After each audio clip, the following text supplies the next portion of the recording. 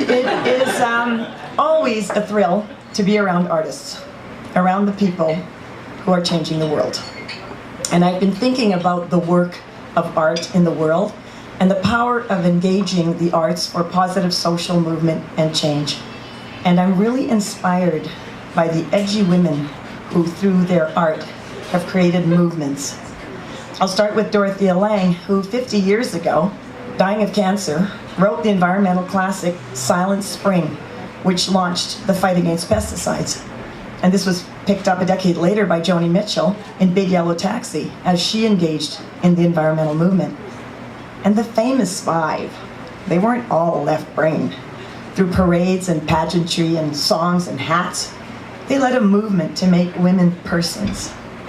Thanks to all three, the impossible became the imperative. Art, it can be the acupuncture point, the springboard, or the special sauce.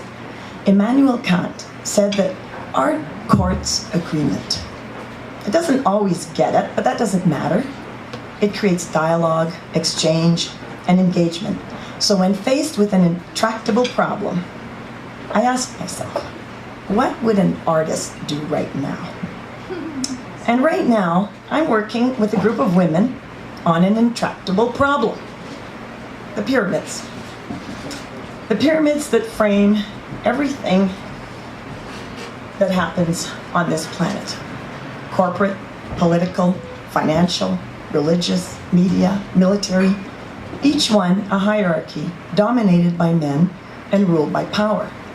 It's been this way for so long now that the systems and beliefs are so deeply entrenched, for the most part, neither gender can even see how these forces affect all our lives.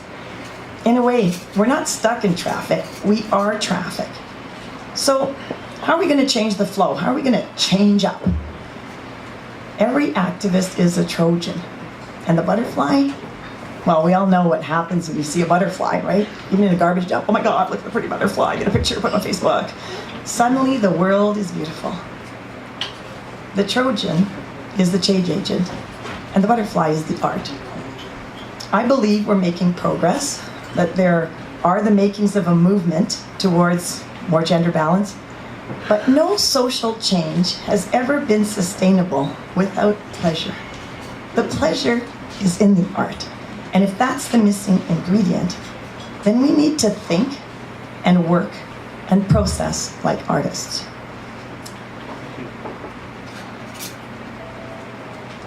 I met Venezuelan pianist Gabriela Montero in 2009 at the Honens International Piano Competition. And we flew back to Cambridge together, where she lived and I was studying. She played at President Obama's inauguration. And besides being a phenomenal classical pianist, she improvises.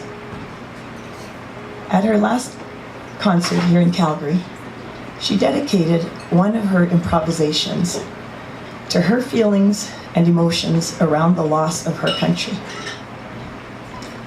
As she began to play, we were reminded of her words around the corruption, the atrocity of the human rights violations, around 25,000 murders a year. 25,000, she said. Numbers. Numbers, they mean nothing. Numbers won't jolt you out of your apathy. These days, as she travels around the world, as she goes to Davos, she improvises to help people better understand what Venezuelans are going through. They may not know what's going on in Venezuela. They may not know anyone from there. But through her music, she is moving audiences from apathy to empathy. Why should I care that 40% of Canadian companies have only one woman, have no women on their boards, and maybe one in the C-suite? That 75% of our political leaders are men, and even more are the millionaires and the media moguls and the military? It's just numbers. No one's dying. Really? Millions are dying. Species are dying. For us to change up. We need to inject some right-brained, feminine, creative energy into our efforts. We need you to help us. Help us think like artists and move like artists, to move people from apathy to empathy. I close with a short verse by Carlos Williams.